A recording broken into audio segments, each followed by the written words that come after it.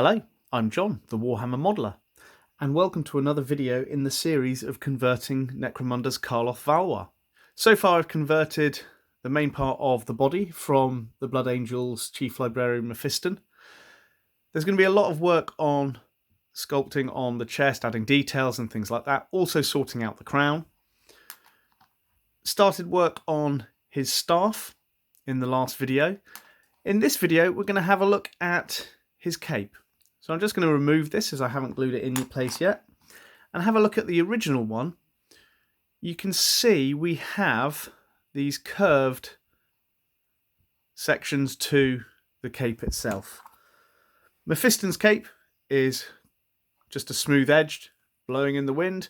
What I want to do is put some curves into this to make it more like Karloth's.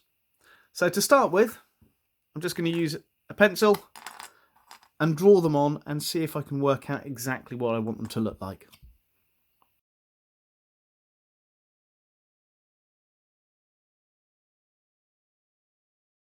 Okay, it's quite rough at the moment, but you can see where I've put those curves to work out exactly where the curves are going to be on the cloak.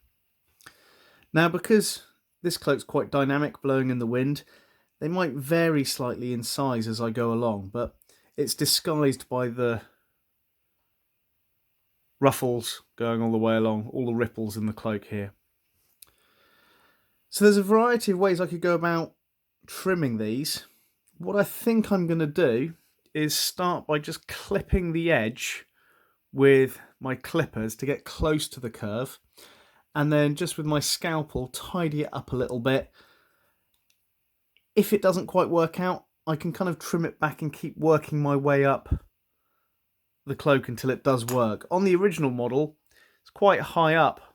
So with this revamped one that I'm doing with the conversion, I'm going to start low down and then adjust it if needed.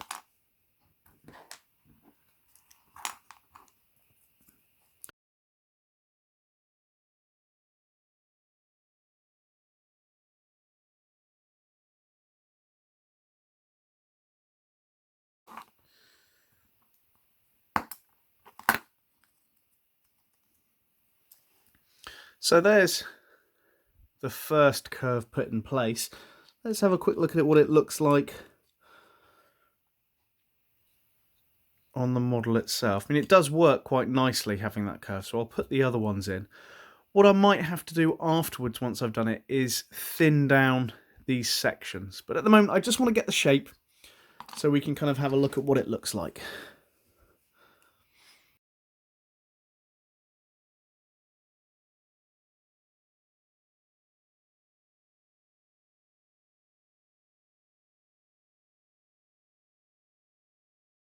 Okay, so it's quite rough at the moment, but I've got those curves in his cape, in his cloak.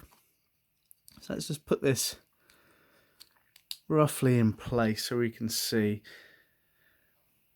So it definitely ties in more with the original model with those curved sections in, rather than a straight edge all the way round.